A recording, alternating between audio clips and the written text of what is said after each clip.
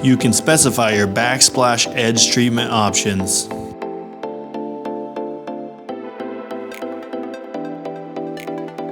These options can be chosen between roundover, bevel, or square.